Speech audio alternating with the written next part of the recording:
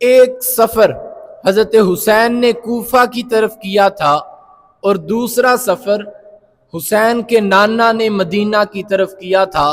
कूफा वालों ने भी रियासत बनाने के लिए बुलाया था, मदीना वालों ने भी रियासत और हुकूमत बनाने के लिए बुलाया और हुजूर की दावत की थी। दुनिया जानती है किसने दगा किया था और किसने वफा की थी।